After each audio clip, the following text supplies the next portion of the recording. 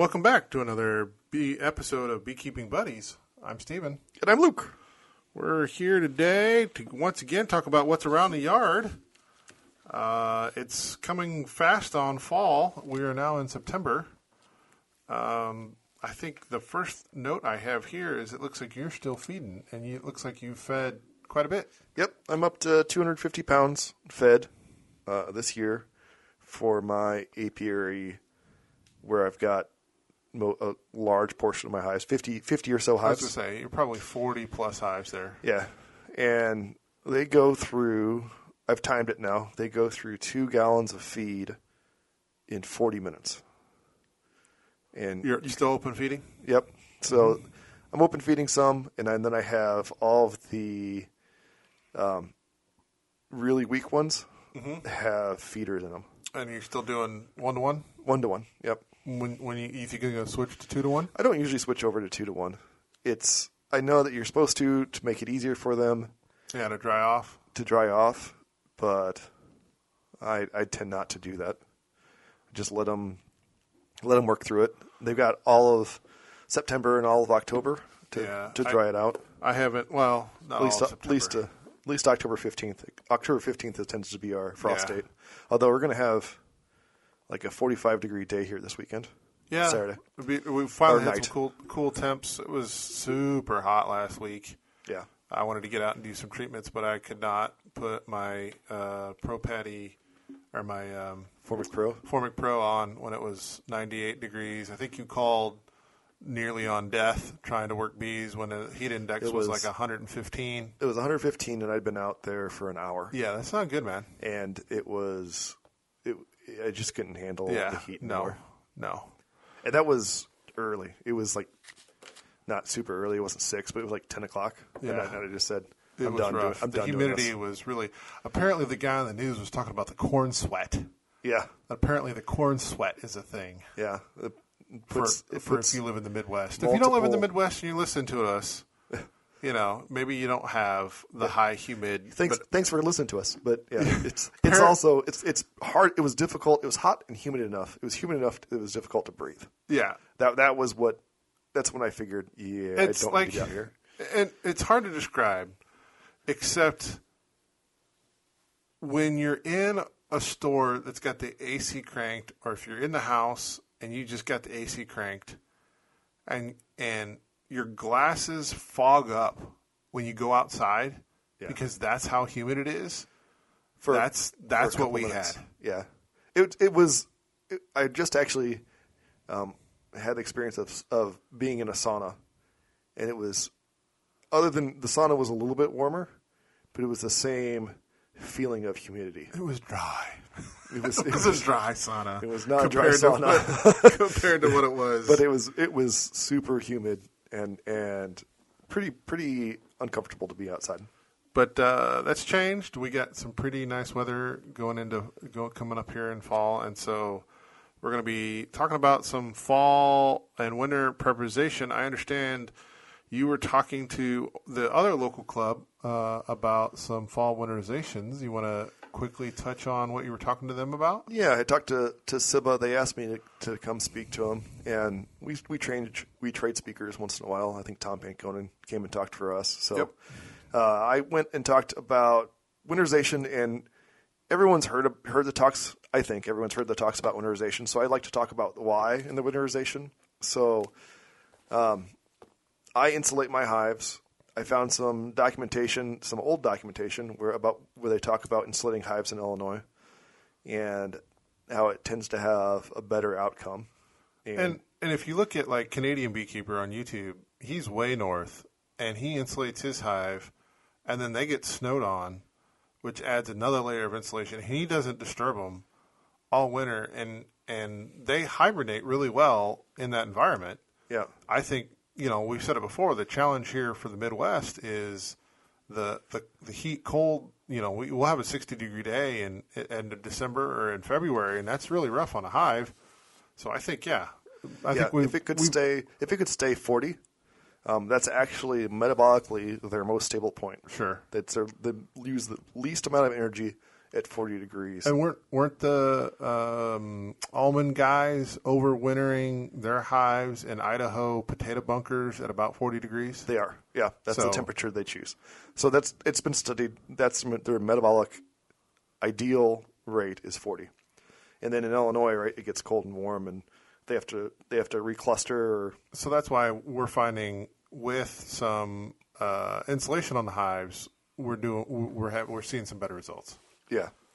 And then I talked a little bit about the fat body of the honeybees because we talk about, you need to control your varroa mites, and your winter bees have larger fat bodies. But why does that matter, right? Other than, they're important. And fat bodies, they don't have the same organs that we have. So like a fat body is like a spleen and like a pancreas and a liver all in one. And so not only is it like a deoxidizing organ, but it also it also puts out some hormones that keeps them young. So your winter bees stay young. So they don't develop like nurse bees into forager bees. They stay in this young state so they can survive winter, so you're not spending a whole bunch of resources raising new brood. And so the reason why you're keeping your mite counts low, right? They also spread viruses, right? And we know that they spread viruses, but the other real reason is so they don't eat your fat body, so you don't get old bees. The mites don't attack that fat body, and with a larger fat body, they produce more of the beneficial protein or it's a chemical, so it's not. It changes into a juvenile hormone, and it starts with a V, but I don't know what it is called. And so it just keeps them young, and so then you can have bees that survive. You also want like a 9-frame cluster. A 9-frame seems to be ideal. They found that out a long time ago, although it's hardly talked about. We talked about honeybees are fuzzy little guys, and they can hook their fur to each other. So when that cluster, they have like a 2-inch wall of hooked fur together. So they're all real. They keep that cluster really well insulated. With their butts pointing out. With their butts pointed out, right? Because their butts actually aren't heated. Their heads and their thoraxes are heated. There's a heat exchanger right at the joint between their abdomen and their thorax that keeps them warm. And then because they hook together, and it's so dense like that, they actually increase the amount of CO2 in the middle of that cluster. So CO2 naturally occurs at like a 0.04% rate in our atmosphere. And in a beehive during winter, that cluster can get up to 10% carbon dioxide, which actually causes them to go into a metabolic torpor. Yeah. And so their metabolism drops so that they can do stuff like survive the winter without consuming as many resources. So there's a whole bunch of reasons why, in the past when we started, I remember when we started, they talked about, you need to have a draft through there and get the moisture out of the hive. But the other thing, they use moisture. They have to use water to actually metabolize honey. So there needs to be some water in there. And during winter, at least in Illinois, we don't have a lot of standing water that they can go and grab. Well, yeah, if it's like 0 degrees out or 5 below, there's not a lot of atmospheric moisture to be had. Yeah. So, and what we were taught, at least what I remember, was quilt boxes above to absorb moisture, and then like a vent through the bottom so you have top entrances so that there's like an airflow through there. Now I have very small top entrances in my hives. I don't know if you do too, but they Propolis those closed for winter. I have some really cool pictures of it. Yeah, so I have some external telescoping covers that they're slightly peaked, and at the peak I drill a hole, and they've definitely seen them Propolis them up. But recently I've switched to moving to like a solid lid for winter, but then switching back to a peaked lid for summer for better ventilation because, yes, ensuring that there's not a draft through the hive is better than so that they can maintain a good cluster with a good temperature. Yeah, that's what I believe. Now there's other people that believe different stuff. The other thing is that if you're going to insulating the lid, I think is the most important. Sure. Like R40 is what if you look at scientific beekeeping and things like that, they talk about R40 on the lid, which is, R is 1 inch of pine for an insulation value. So that's quite a bit of insulation. It's a lot of insulation. I don't do that much. Maybe I'll do that in a couple. I run polystyrene hives that have an R10 value. Yeah. And those tend to use less honey through the winter to stay warm. So I like those quite a bit. We're at the fall period of time when we start to see, you open up the top of the hive and you see the hive beetles running around. How's yours doing for hive beetles? I know you had reports of some slime frames from earlier in the year. Yeah, I have quite a few hive beetles in all of my hives this year. Not just, so my 1 apiary, they had the slime frames. I expected there to be like a higher hive beetle population across the board there. And there is. I spent quite a bit of time just crunching hive beetles. I only had one hive that had what I thought was a scary amount. And it was enough that I went and got a blowtorch and just blowtorch.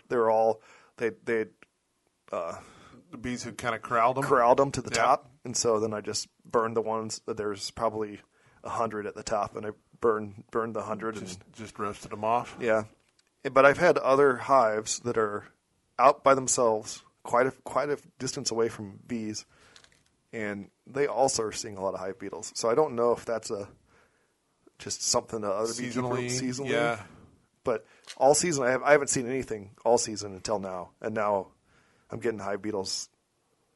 Focusing on my hive. So maybe wild clusters are failing, and then they're getting slimed, and they're just looking for some place to go. I understand you had quite a decent sized talk you gave to farmers about the benefits to their crops that they can get if they incorporate some hives into their farm property. Yeah, it was the Knox County Soil and Water Conservation Group. It was their 80th anniversary. They asked me to speak, and I thought they were all going to be farmers. I would say there's 80 of them there on their 80th anniversary, which I thought was fitting. And I would say about 50% were farmers. So that's a pretty good sized group. Yeah, it was pretty good. It was good. It was good to talk to them. They had a lot of interesting questions. Some of them, there was a few beekeepers in there, one or two. And they asked they struggled with the beekeeping, and they wanted to know. Do they have a club over in that area? I thought they did. And if you go and look at it, they haven't posted anything since 2019. So it might have just. They really didn't survive COVID, is what it sounds like. So, yeah, might be just defunct. But I know there's a couple of beekeepers in the area. One of them was a beekeeper that he wanted to talk to me. We talked afterwards, and he said, yeah, he's a farmer, and he keeps bees on his property, but he's not sure he'd call himself a beekeeper. They survive in spite of him, not because of him, sort of thing. So do you have any tips and tricks for anybody for being prepared to speak in front of 80 people? Because, a lot of local clubs, if you get up and talk to a local club, right, there might be 20, 30, maybe 40 people there, right, and they're all beekeepers. But, I filled in for you. You had a church group that wanted you to speak, and you weren't able to make it, and I filled in. And that room was also about 80 people. And I was surprised. That's probably the largest group of non-beekeepers I've ever spoke to. Yeah. So, it's always interesting to see because there are some real left field questions. There are some really strange. One of the questions I got that had never been asked before was, I have cows in my fields. Will the cows bother the bees? And strangely enough, I actually had read about this. The bees will not bother the cows. The cows, when they figure out what the hives are, tend to kick over hives and wait for the bees to leave so they can go snack on the honey. Just like bears, huh? Just like bears. So I said, yeah, you'll probably have to protect the hives from the cows, not the other way around. My goats, they've learned to give them, about a foot. They'll go up and eat, sort of, kind of in front of them, but then one of them will get stung, and then they'll get all kicky. They neigh a lot, and then they rub their face on the ground because they get stung in the nose just like we do. Right. And then everybody runs off with her. Yeah. And the whole herd gets their feelings hurt. Yeah. So the question: are there any tips or tricks? So I'd called you about should I bring a table or not, and you said yeah, absolutely. And I have a 3-sided cover to a table because I go to farmers markets once in a while, and that was a really good idea because it represents who you are, and it has, and you have, and I brought along documents that I printed out from the web, some handouts, and then some studies too. My handout had, the bottom of my handout was all my information, who I was, how to get a hold of me. And then through the handout was split out into areas of important things that I think you should know and some resources that you can have. And I made probably 50 of those, and I probably handed out 25. That's pretty good. Yeah. I also, when we started the whole Riverview Road Apiary and I was going to do more talks, we had like a speaker system with a microphone and stuff that we purchased. Yeah. And I didn't bring it. I thought about bringing it. I actually had picked it up, and I was holding it in my hand. And I thought, no, I'm not going to bring this. They said they have a mic. They said they have all the stuff. And the mic worked for them for like 5 minutes and then broke. Well, this was like an event, like an event center, right? Yeah, it's like an event center. It's neighborhood farms. I'll put a link to the thing in it if you're in the Peoria area and you want to do something, or Galesburg, Chicago even. It's a really nice facility. But at the same time, like, it's really hard to speak for an hour and not have any visuals. Yes. So if anybody else out there is being asked to speak in front of a group like that, either really ensure that they have a way for you to present something, or just bring it all yourself, right? Go on to Amazon and pick you up a little $100 portable projector. Bring your laptop or your phone, if that's what you have. And seeing some of the stuff makes a big difference, right? Seeing pictures, as you're talking, gives people something to look at other than you, up in front of them. So, like, it went fine. But if I was going to do it again, I do have all these things, right? I have a projector, I have a computer, I have multiple PowerPoint presentations, which don't be afraid to recycle some of your PowerPoint presentations because you've already done the work to put the slides together. You can recycle some of them. And so in this situation, I could have done a lot of that stuff, and I didn't. And I still got a lot of kudos, right? I had a lot of people congratulating me and saying that it was great, and they had a really good time, and they learned a bunch. So I think it went over well, but for new speakers that are doing this for the first time, if you think you're over-prepared, you probably aren't. You can always do something a little more. I understand you have had quite a few people talking to you about starting a beekeeping for 2025. It seems like we shouldn't be there yet, but it is sort of the time of year that if you have considered getting started in the hobby, maybe they've had a friend or a neighbor who picked it up this year and they've gotten interested in it, and so I guess you've had quite a few people approach you to get started in 2025, and that's really only, like 4 months away from January, and if you're going to be wanting to take beginner beekeeper classes and stuff like that. So what are you starting to fill up for next year or what? Yeah, I don't even have the signups out. So it was a good reminder that, hey, maybe you should update your website and have the signups out because I still show in 2024 spring instead of 2025 spring. The season's gone by so fast.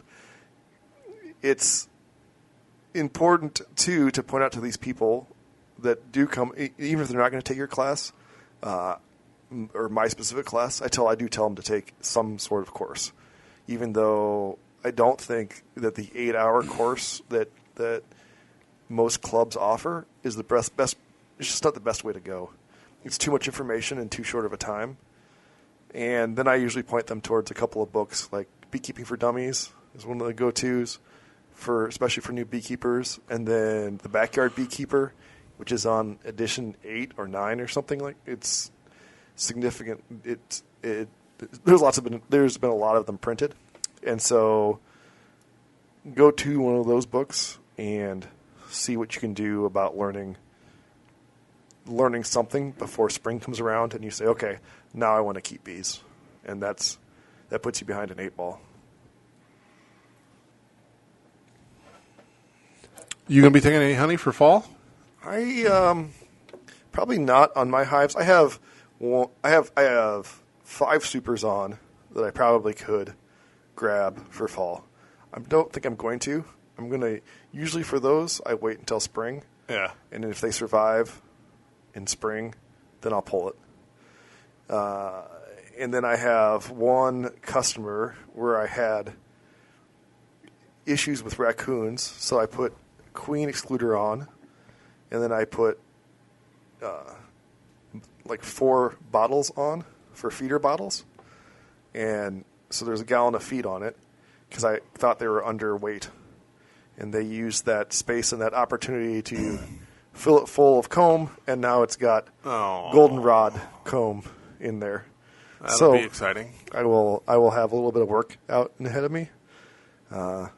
There's better ways I know that I could have done that, and I just thought it's been a year where they don't usually. A lot of my bees took a really long time into moving up into their supers this year and drawing supers. And I've heard from other people that they took a really long time to move this year. And so I figured that I was immune from them moving up above to draw all of that out. And I was not. So I know you keep 4/4s. Yeah. Or Palmer nukes, as they're been known to be called, in 10-frame woodenware. And it's my understanding that he starts really setting those up this time of year. And how many are you planning to maintain for this fall and over winter? So I have 2 of those setups, so each one being 2 colonies. Right. And one of the colonies is basically probably not going to make it already. I can tell, right? The population's super low, probably not going to make it.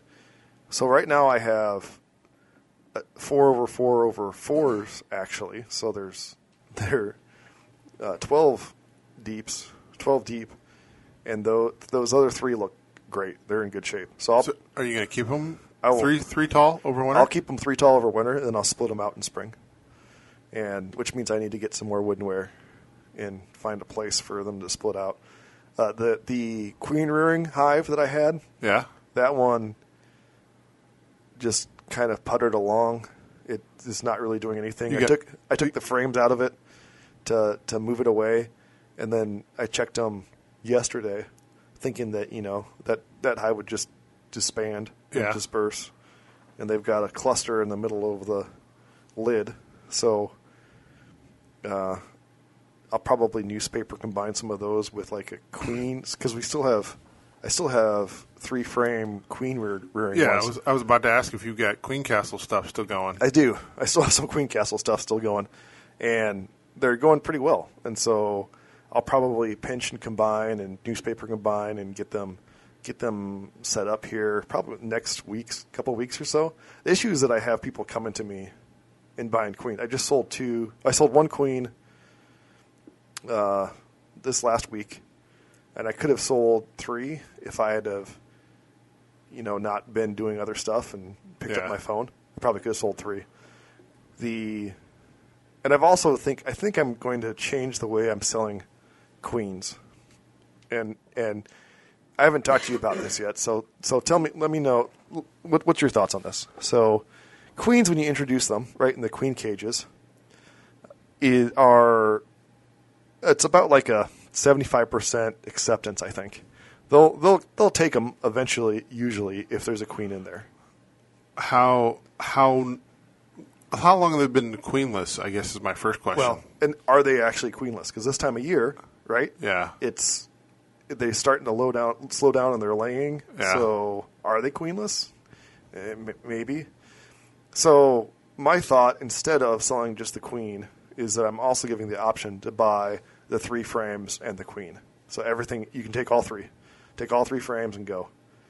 It's like a fall. It's like a fall mini nuke. Fall mini nuke. Yeah, and so then they have like all the support of all of the workers that are already there, right? All of the nurse bees that are already there. And then they're going to do a newspaper combine. And they're going to do a newspaper combine. And are you giving them so the recommendation then is that they would take a 10-frame box, put that on top of their hive, and then you put your newspaper down, put your a frame of 7 empty frames. Well, if people don't know what a newspaper combine, let's walk them through it, right? You have the hive that's there below, that's queenless. Oh, okay, either one, but yeah. You throw your piece of newspaper on. I use 2 layers of newspaper, and people are like, where do you get newspaper these days? And I'm like, well, I'm a member of the local farm bureau. Yeah. And the local farm bureau still puts out a weekly publication, weekly publication. I think it's weekly. And it's like old school newsprint where if you unfold it, it'll perfectly cover a hive. Like there's an inch sticking out the front and an inch sticking out the back and nothing out the sides. It's like perfectly sized. Yeah. And if you can't get that, you can stop by the store for however much a newspaper costs now and grab a newspaper. So then you cut slits in that go along with the same direction as the frames. I just put it on. Oh, really? Chew through, yeah. I put little slits in there with a pocket knife. Yeah. And then on top of that, I put my other hive. Right. So in this situation, it would be... It's only 3 frames. 3 frames. So you're going to take a box of 10 frames, take 3 out of the center, and then put your three populated hives right in the center. Yep. And go from there? Yes. So, and I think there will be higher queen acceptance in doing that. It's a newspaper combine, so you have a hive-ish there. I think that would probably be a higher acceptance, and then you'd have to make a call on whether or not you wanted to. Well, in theory, your existing hive is a double deep already because they've got honey on it. Hopefully they're starting to backfill and put a honey cap on, so this is probably on top of the honey cap, and then after they've chewed newspaper out, because what they'll do is they'll chew that newspaper out over about 3 or 4 days, and then you can go through and basically combine down into just your two deeps for overwinter. I might even go through my top deep, right, if they're queenless, and see how much honey they've got. There's going to be frames down below that are unused. Yeah, and if you could cycle those frames down below that are unused, you can move stuff around a little bit. It'd be a good idea. It also gives you an opportunity if you're an older beak, then you probably have frames that need to be rotated out, and it's an excellent time to rotate out those. Pick your frames to cull. Yeah. And use this as an opportunity to pull those 3 frames out. So this is, for me, this is a win. In my mindset, it's a win-win all around. Like one, you get better than just buying a queen, and 2, you're going to go through your hive and you're going to set them up ideally for survival for winter. And on the other flip side of that coin, if they're brand new, there's probably frames on the outside edge that aren't fully 100% drawn. Yeah. And it's a good opportunity to pull those out and replace them with drawn foundation combs. Yeah. So either way, either end of that spectrum, whether you're brand new or you're 3 or 4 years into this, you both have an opportunity there to help the hive out. Yeah, and the negative part of this is that I'm not going to ship this across the country. No, this is all local. And this is all local. And it's who I sell to anyway. I just sell to local folks. The furthest call I've gotten currently is Morris, Illinois, which is about 3 hours away from here. 2 hours away. 2. Yeah. So watch Wes work is from up there. Yeah, there you go. Shout out to Wes if he's listening. You've been watching the Faced Hornets out at your apiary, I hear. Yeah. I have not just my apiary. I have a customer site that has two bald-faced hornets nests. And they asked me if I'd take care of them. and I'm assuming they're not friendly. They are not a friendly animal. You usually can get them with a garbage bag and tie the garbage bag off, and then clip it, and then just tie the garbage bag up and leave it. Throw them in the back of a truck. I don't have a pickup truck, so I mean, you have access to one. I do have access to one. You just have to plan that. Yeah, and they do when in my open feeding, the ones locally, they do seem to go through and select the most tender. Yeah, select. They'll touch them with their antenna and they've got quite large pinchers in the front. They'll touch the bee, and then they'll choose one and then grab it and go. That's if I don't squish it beforehand. I have some, some cut off sticks that are just perfect. They'll completely cover it, and those bald-faced hornets are really overwhelmed with all the bee activity, and you just sneak up on them and squish them. Don't miss. In our questions segment, our Honeybee Hotline, I had a question about warming honey. They had taken honey back in July 4th weekend, and they felt as if it may have started to crystallize. It absolutely is going to be crystallizing by now. They were starting to bottle some for some friends and family, I think.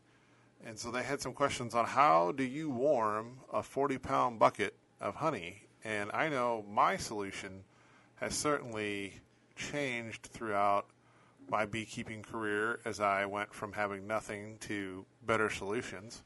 Yeah. So when I started out, I didn't realize that I would have this problem, number one. So it was a little surprise after I had put I've got proper 5-gallon bucket lids, that the kind that once you snap them on, you need a pry bar to get back off, those kind. Yeah. So I had put one of those on and tucked it away underneath the table in the kitchen. So it's probably middle of winter, February, and the honey shelf of honey sales is starting to run really low, so I need to bust out the reserves and get that distributed out into quarts for my remaining honey that I have to sell through the next year. And I open up that top, and it's like a honey block. Yeah, It's a good way to almost, describe it. It's thicker than peanut butter. Right? Yeah, thicker than peanut butter, and usually a little bit darker than the actual honey that you had in there before, like a nice chestnut brown maybe, or something like that. So the first thing I did, I have a heated uncapping knife. And the best thing I could think of, that was the only thing that I had that I knew was honey safe, and that was a heat source. And so I took my bucket into the bathroom and set it in the bathroom sink. I can kind of, if it's full, you don't have to put the bucket in any kind of weird way, because you can just kind of turn your heated knife on and start inserting it into this solid block of honey, and it'll kind of melt its way in, sort of a sword and stone kind of thing. And over the next 12 hours, you go in there and it starts to make a 2-inch melted pocket, and you kind of stir it around, and then it's a 4-inch melted pocket, and you stir it around, and it's a 6-inch melted pocket. And over a couple of days, and I don't run it overnight. I want to keep an eye on it. It sort of gently warms. And if I keep the heated knife submerged, it doesn't get hot enough to really burn the honey if I keep it completely submerged. The key there is completely submerged. So if you have a half a bucket, doesn't work so well. This doesn't work so well. So that's when you use the kitchen sink, and you kind of use the kitchen sink to sort of tilt the bucket at a 45-degree angle and kind of hold it there, and then you can get the knife in coverage submerged more. He's rolling his eyes. For everybody who can't see, he's giving me this look. I'm laughing because I remember the first time that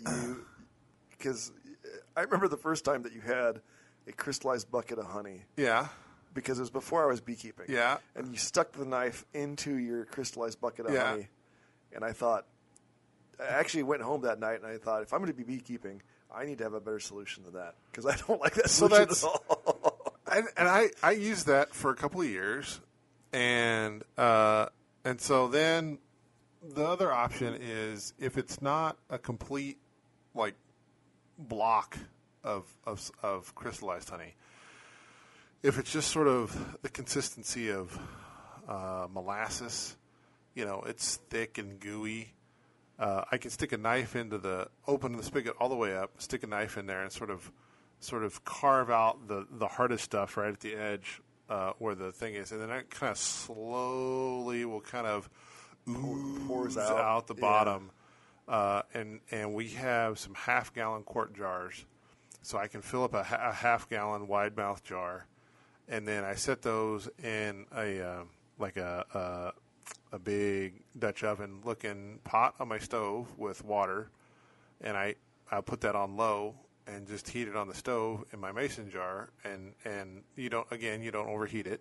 The sous vide would work too in this situation if you want to go fancy. So I have one, and I think I picked that up just last year. Not the sous vide. I've had the sous vide for years, but I think I saw a YouTube video of somebody who set their 5-gallon bucket in the kitchen sink and then put their sous vide. They hung it, because it was a divided kitchen sink. They hung their sous vide in the kitchen sink, and then warmed up the thing. And then I'm like, oh, that's perfect. Yeah, that would work. I didn't think about that. So yeah, that's another excellent way to do that.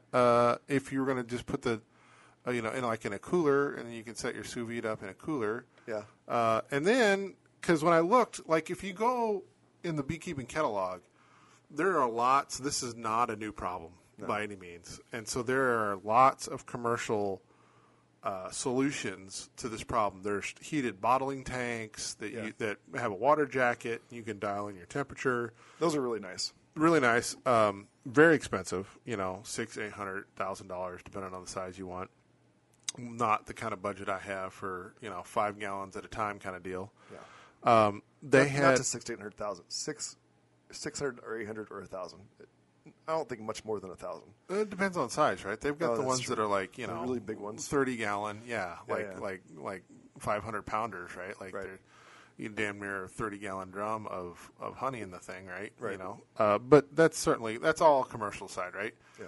But within that they always had bucket heaters, right? And they had various kinds of bucket heaters. The classic one was sort of a metal strap that was perfectly sized for a 5-gallon bucket, and you kind of cinched the metal strap around the 5-gallon bucket, and you looked on Dayton, and even that was like $200. And I'm like, I'm just not willing to spend $200 for this metal strap to go around. And then China gets involved, and you have low-cost options, and now you can get a silicone heating mat that has a thermostat built into the side, and you can get it sized for a 5-gallon bucket. And it's this is a little rubber mat, and mine's got like springs and little clips.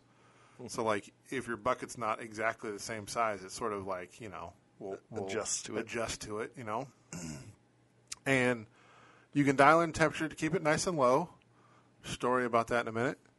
And so you wrap that around there, plug it in, dial in your 90-degree F, and I've let that one run overnight. And depending on how low a setting, I think it goes down to 80 maybe 80 F, which is pretty. You're not going to get because doesn't completely clamp tight against the bucket, and the bucket's you got some gaps there. Yeah, it's got taper to it. There's some heat loss there. Like 80, like on the lowest level, it really doesn't do much. So I picked one of those up off of Amazon for like $40, and that's certainly the way to go for me. Yeah. However, there's a caveat here, like there is in most of our advice. If you fail to mention that the higher temperatures on the thermostat are very hot, you may melt the top of a bucket. And by may, I mean you will. Ask me how I know.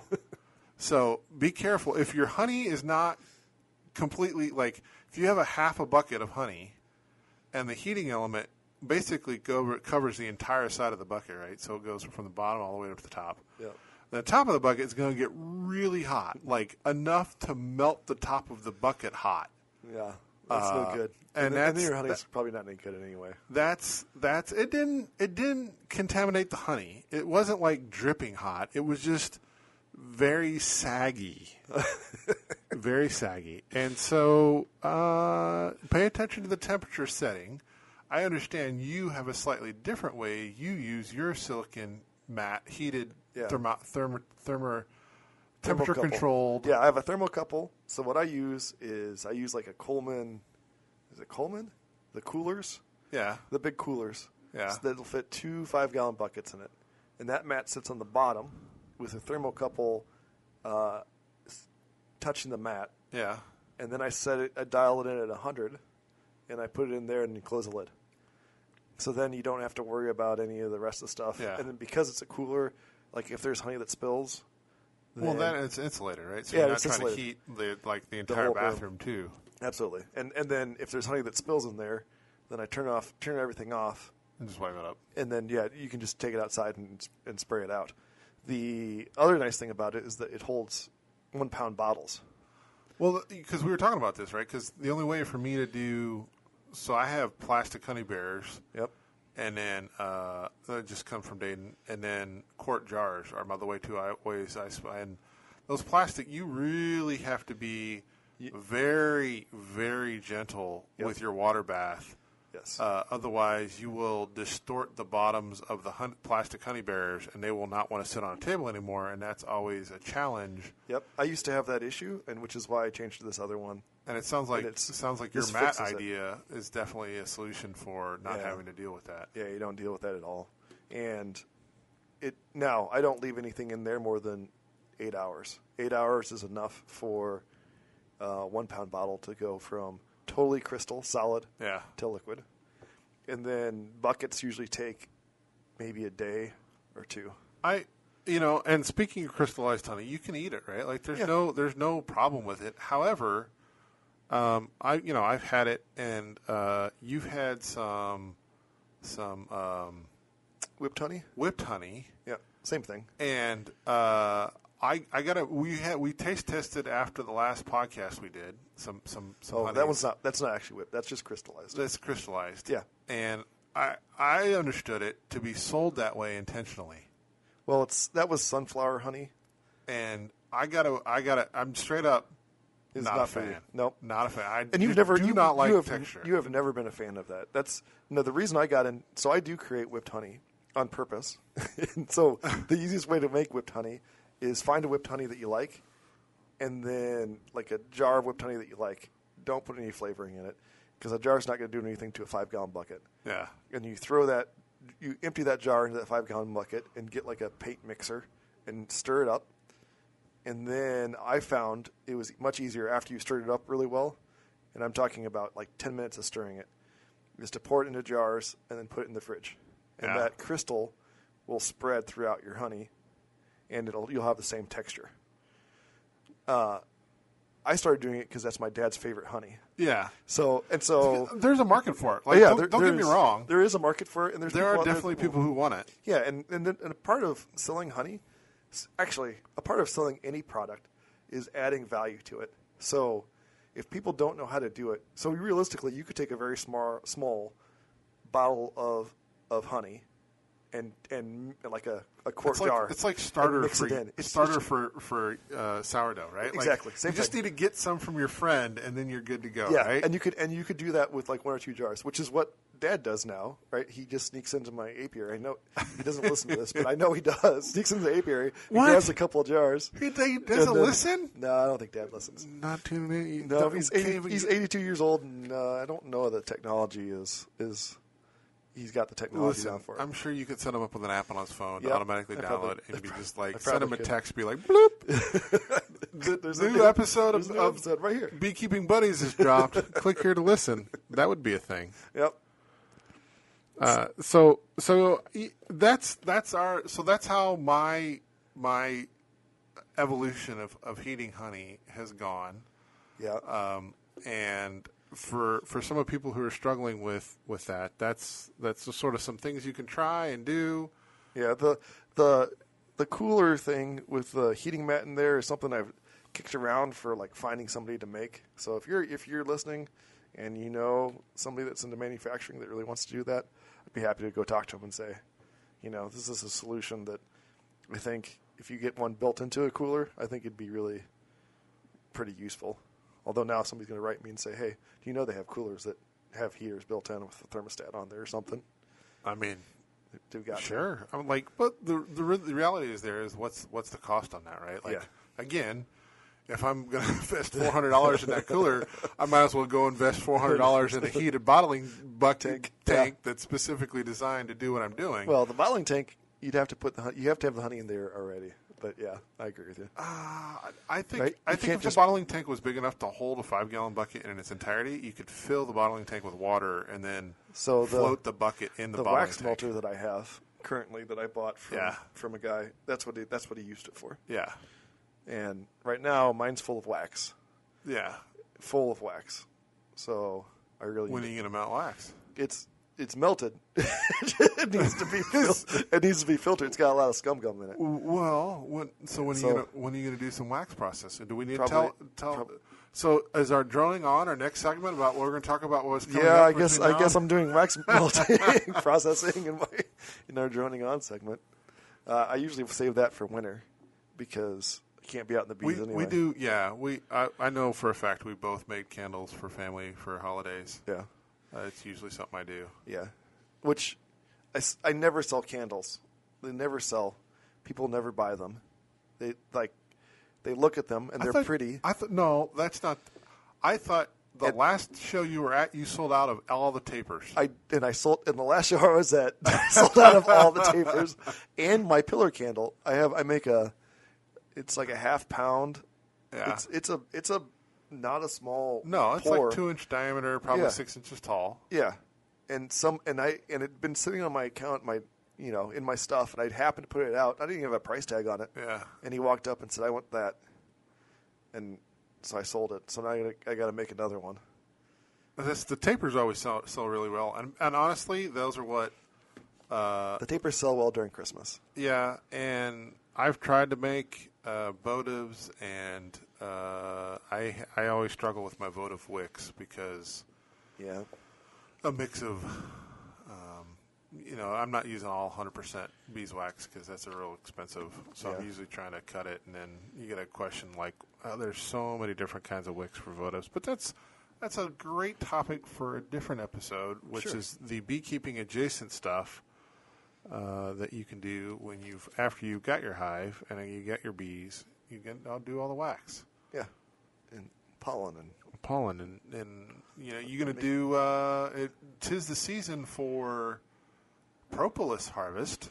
It is. We're gonna harvest some propolis. Maybe we'll talk about that next week. Maybe we'll talk about it. I don't plan on harvesting propolis. You have propolis traps. I know you do. I just inherited a propolis trap, didn't I? Yeah, you could put it on one of the hives and try it out. I could throw it on one of my stronger hives and see what they do with it. Then I'm gonna make tinctures or something. I guess I could just sell the propolis. I have no experience other than the YouTube videos I've watched, which is it was cold. It was in like October or November. Yeah, and they were popping it off of the plastic propolis trap into a cooler. Yep. And then he was basically freezing it and chopping it up and selling it in a little 1-ounce baggie. And it was on the person they were selling it to how they were going to. How they were going to. I can't actually make a tincture to sell. No, because that's a processed product. Yeah. See previous discussions concerning hot honey. Yeah. So which the hot honey is complete. That's being sold currently by the Blackbeard canning. So that'll be available for Riverview Road Apiary. I bought some hot honey popcorn from Sam's the other day. Is that good? It starts out as a really nice kettle corn.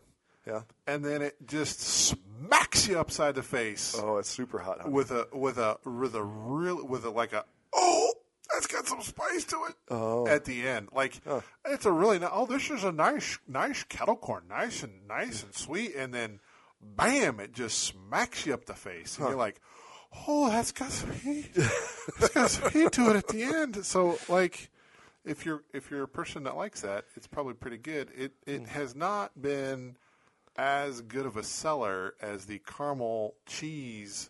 Oh yeah, because it's the same company that makes the caramel cheese mix people, and it's not been selling as well as the caramel cheese one. So it was worth the pickup just to try it. The hot honey that we make that I make is it's got some kick to it. it's got some kick to it. As you But said before, it's begging to be put on. I had some on some wings just last week. Absolutely. It was, and that I was really impressed. Yeah. I'm not a big fan. Are we gonna have a food cast We on may have all to of have a our food cast on how all you of use our our honey related I know. food cooking and baking show. lemonade. Who's our special guest for our honey baking I show? don't we're know. gonna have? We'll have to find somebody that. There's got to be somebody out there. You know, the that we club loves to do that honey baking contest for our October meeting every year. I like that we do that. I never make anything for it. I feel like there's always one dedicated person who's dedicated to making a real dish. Yeah. And that turns out awesome, and then somebody's like, and I got some honey sticks, and you're like, Yeah, or cookies. I've got cookies. Kelly dug up a recipe on honey candies. So like a hard candy, like a caramel, like a taffy. Yeah. So she's really interested in doing that. I'm not going to rain on her parade, so I'll support her in doing that. But that means I got to go get some silicone molds for candy. I have some. Yeah, there we go. There we go. Maybe we'll figure this out. Well, stay tuned, everybody. Yeah, we'll tell you how it goes. for next episode, tune in again where you can get all of your information on beekeeping and around the yard and all the greatest and latest in the news of beekeeping from right here at Beekeeping Buddies. I'm Steven.